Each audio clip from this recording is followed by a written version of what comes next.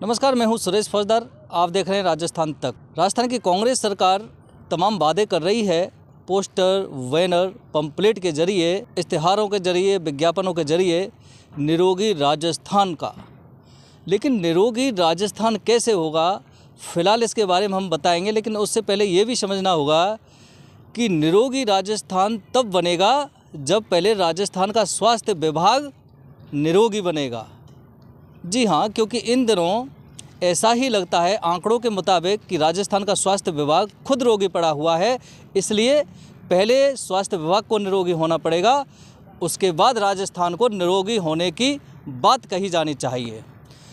आंकड़ों की अगर हम बात कर रहे हैं भरतपुर ज़िले की, जहां हर कोई इस बात को सुनकर हैरत में पड़ जाएगा कि भरतपुर ज़िले में 129 सरकारी जो अस्पताल हैं, चाहे सामुदायिक स्वास्थ्य केंद्र हैं, चाहे प्राथमिक स्वास्थ्य केंद्र हैं, चाहे राजकीय अस्पताल हैं, भरतपुर ज़िले के सभी सरकारी अस्पतालों में 129 चिकित्सकों की कमी चल रही है। और लिहाजा इसका परिणाम है कि ग्रामीण इलाकों के कई सामुदायिक प्राथमिक स्वास्थ्य केंद्र जो हैं, वहाँ चिकित्सकों की कमी है और चिकित्सकों के बिना ही पीएससी संचालित हैं। फिर इलाज कौन कर रहा है? जब चिकित्सक नहीं है तो फिर इलाज मरीजों का, ग्रामीणों का आखिर कर कौन रहा है? ये भी एक बहुत बड़ी बात है कि जब चिकित्सक नहीं हैं इन प्राथमिक स्वास्थ्य केंद्रों में, तो वहाँ जो नर्स हैं, एएनएम हैं, जीएनएम हैं, कंपाउंडर हैं, वही उन मरीजों का इलाज कर रहे हैं। ये कहीं ना कहीं ग्रामीणों को, जो ग्रामीण मरीज़ हैं, उनकी जान के साथ एक खिलवाड़ भी है, क्योंकि बगैर चिकित्सकों के एक अनट्रेंड जो कर्मचारी हैं, एएनएम हैं, जीएनएम हैं, वो उनका इलाज कर रहे हैं। आपको ये भी जानना बहुत ज़रूरी है, 129 चिकित्सक सरकारी अस्पतालों में भरतपुर ज़िले में आज से ही नहीं, काफ़ी समय से कमी चल रही है। और उसका नतीजा है कि ग्रामीण इलाकों के मरीजों को, ग्रामीणों को काफ़ी परेशानी का सामना उठाना पड़ रहा है।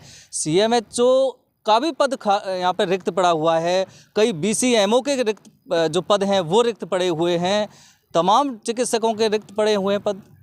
और फिर दावा किया जाता है राजस्थान सरकार द्वारा कि निरोगी राजस्थान बनाने की ओर हम अग्रसर हो रहे हैं।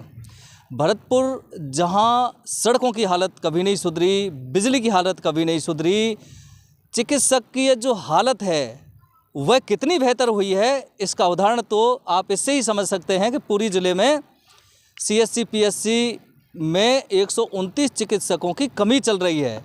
और नर्स, कंपाउंडर, एएनएम, जीएनएम के भरोसे ही वह प्राथमिक स्वास्थ्य केंद्र संचालित हैं। ये एक राजस्थान की जनता के साथ एक बहुत बड़ा धोखा भी किया जा रहा है, उनके स्वास्थ्य के प्रति बहुत बड़ा धोखा भी इसको कह सकते हैं, इस बात से इनकार नहीं किया जा सकता। ना केवल ये भरतपुर ज़िले की स्थिति है, लगता है कि राजस्थान के अन्य ज़िलों में भी ऐसी स्थिति ज़रूर जारी होगी जो भरतपुर ज़िले में है। भरतपुर का जो ग्रामीण इलाका है, जहां प्राथमिक स्वास्थ्य केंद्र हैं, सीएससी हैं, पीएससी हैं, उनका सिर्फ राजस्थान सरकार का एक ही उद्देश्य था कि जो ग्रामीण इलाकों के जो मरीज़ हैं, उनको जिला मुख्यालय तक आने में काफ़ी दूरी लगती है, देरी लगती है, उनकी जान के साथ खिलवाड़ भी हो जाता है, काफ़ी रिस्क होती है, क्योंकि यहाँ की सड़कें ख़राब पड़ी हैं। तो जिला अस्पताल तक आने में काफ़ी कई घंटों व्यतीत हो जाते हैं। और कई बार ऐसा होता है कि जिला अस्पताल पहुँचने से पहले ही लोगों की दम टूट जाती है। इसलिए जो सीएससी पीएससी लगे हुए हर इलाके में बने हुए हैं, वहाँ सरकार द्वारा ये सुविधा मुहैया कराई गई थी कि जो जहाँ ग्रामीण इलाकों के मरीज़ हैं, वो अपने संबंधित पीएससी सीएससी पर जाकर इलाज ले सकते हैं। लेकिन इलाज लेंगे कैसे, क्योंकि वहाँ तो चिकित्सक ही नहीं है। फिर सारा जो जिम्मेदारी है वो एएनएम, जीएनएम और कंपाउंडर संभाल रहे हैं। और आज भी कई तरह की, बल्कि रोज़ाना इस तरह की घटनाएं भी सामने आती हैं कि जो ग्रामीण प्रसूता हैं वो डिलीवरी के लिए पहुंच जाती हैं 108 एम्बुलेंस के ज़रिए। जब वो सीएससी या पीएससी पर पहुंचती हैं तो वहाँ ताला कई बार लगा मिलता है, और ताला खुला मिलता है तो वहाँ चिकित्सक नहीं मिलते, फिर डिलीवरी कौन करेगा? और इसके अलावा कई ऐसे गंभीर बीमारियों के, एक्सीडेंट के केस भी आते हैं जिनको स्वास्थ्य सुविधा बहुत ज़रूरी होती है, लेकिन जब वो मरीज़ गंभीर हालत में उस सीएससी पीएससी पर पहुंचते हैं तो वहाँ चिकित्सक नहीं होने की वजह से उनकी जान के साथ खिलवाड़ होता है। कई बार उनकी जान भी चली जाती है, कई बार उनको जिला अस्पताल लाने में काफ़ी देरी हो जाती है और फिर यहाँ तक उनकी हालत गंभीर होने की वजह से उनको जयपुर रेफ़र किया जाता है। इस तरह से अनेकों बीमार जो घायल हैं उनकी जान भी जा रही है। तो कहीं ना कहीं राजस्थान सरकार को एक गंभीर बनना पड़ेगा और कहीं ना कहीं जो राजस्थान सरकार के स्वास्थ्य मंत्री हैं प्रसादी लाल मीणा, उनको भी गंभीर होना पड़ेगा कि किस तरह से हम राजस्थान को निरोगी राजस्थान बनाएंगे, उस सपने को पूरा कैसे करेंगे। क्योंकि आपके पीएससी और सीएससी में तो चिकित्सक ही नहीं हैं और ये बहुत बड़ी बात है कि एक ज़िले में सीएससी पीएससी पर 129 चिकित्सक अगर नदारद हैं, वहाँ नहीं हैं, तो फिर इलाज कौन करेगा। ये जनता के साथ एक बहुत बड़ा धोखा भी हो रहा है और इस बात को लेकर पूरे ज़िले की जनता में राजस्थान सरकार के खिलाफ बहुत बड़ी नाराज़गी भी है। और ख़ास बात आप ये भी देखिए कि ज़िले से 4 मंत्री हैं, 4 जो विधायक हैं वो राजस्थान सरकार में मंत्री हैं। प्रसाद और जो रमेश मीणा हैं वो प्रभारी मंत्री हैं। रमेश मीणा एक ऐसे प्रभारी मंत्री हैं जिनकी भरतपुर ज़िले में काफ़ी प्रशंसा की जा रही है। वो प्रशंसा इसलिए क्योंकि वो आते ही नहीं है भरतपुर कि भरतपुर के हालात क्या हैं, भरतपुर की समस्याएं क्या हैं, जनता की दुविधा क्या हैं, उनको सुनने जो रमेश मीणा है प्रभारी मंत्री वो आते ही नहीं हैं। आते हैं तो कभी कभी 4, 5, 6 महीने में इक्का दुक्का बार कभी आते हैं, किसी कार्यक्रम में शरीक होकर यहाँ से चले जाते हैं या फिर छोटी सी एक जन सुनवाई कहीं कर लेते हैं, फ़ोटो खिंचा करके मीडिया में प्रसारित किया और अपना काम हुआ और वो यहाँ से चले गए। तो 4 मंत्री, एक प्रभारी मंत्री, इतने के बावजूद 5 मंत्रियों के होने के बावजूद भी यदि उनके ज़िले में सरकारी अस्पतालों में 129 चिकित्सक नहीं हों और चिकित्सकों के बगैर ही ग्रामीण मरीजों को इलाज एएनएम जीएनएम कंपाउंडर द्वारा किया जा रहा हो, तो राजस्थान सरकार के लिए एक बहुत बड़ा सवाल भी है कि आखिर इन जनता, इन जो ग्रामीण लोग हैं, गरीब लोग हैं, इनका भला आखिर कैसे होगा, इनकी जान को सुरक्षित हम कैसे रखेंगे। जो लोग धनवान हैं, रिच हैं, वो लोग यहाँ नहीं पीएससी सीएससी ना करके सीधे जयपुर जो हायर सेंटर हैं वहाँ पर इलाज कराने के लिए चले जाते हैं।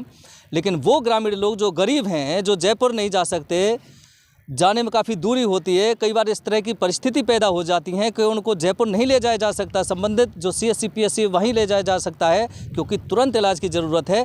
लेकिन अगर वहाँ ले जाते हैं तो वहाँ उनको इलाज नहीं मिलता है क्योंकि चिकित्सक नहीं होते हैं। एक बहुत बड़ा सवाल है सभी मंत्रियों के लिए भी, स्वास्थ्य मंत्री प्रसादी लाल मीणा के लिए भी और पूरी राजस्थान सरकार के लिए भी कि एक ज़िले में 129 चिकित्सक काफ़ी समय से नहीं हैं और उनके अभाव में एएनएम जीएनएम और कंपाउंडर अगर उनका इलाज कर रहे हैं तो लोगों की जान के साथ एक खिलवाड़ भी है और लोगों में इस चीज़ को लेकर काफ़ी नाराज़गी भी है। और फिर सवाल उठता है और पूरी राजस्थान सरकार, उनका स्वास्थ्य विभाग, सभी मंत्री और विधायक इस कटघरे में भी शामिल होते हैं कि आखिर आपको यहाँ की जनता की स्वास्थ्य सुविधाओं की चिंता नहीं है। अगर चिंता होती तो 129 चिकित्सक भरतपुर में जो पद खाली हैं, जो वह लगे हुए नहीं हैं, वो पद भरे हुए होते और लोगों को इलाज की जो सुविधाएं हैं वो समय पर मिल रही होती हैं। अब देखने वाली बात ये होगी कि चिंतन शिविर आपके आयोजित हो रहे हैं। आप दावा कर रहे हैं कि 88 जो हमने वादे किए अब तक 4 साल में, उनमें से 70 वादों को सरकार ने पूरा किया। आपने सभी वादों को पूरा किया तो फिर ये वादा कहाँ गया कि स्वास्थ्य सुविधाएं हम उपलब्ध कराएंगे और फिर भरतपुर ज़िले में 129 चिकित्सक खाली पड़े हुए हैं और लोगों को इलाज नहीं मिल पा रहा है। और एक तरफ आप दावा ठोक रहे हैं कि 88 जो हमारे वादे थे सरकार के, उनमें से हमने 70 को पूरा किया। इस तरह से जो दावे और वादे हैं उनकी पोल आपकी राजस्थान सरकार की भरतपुर में स्वास्थ्य विभाग में खुलती हुई दिखाई दे रही है।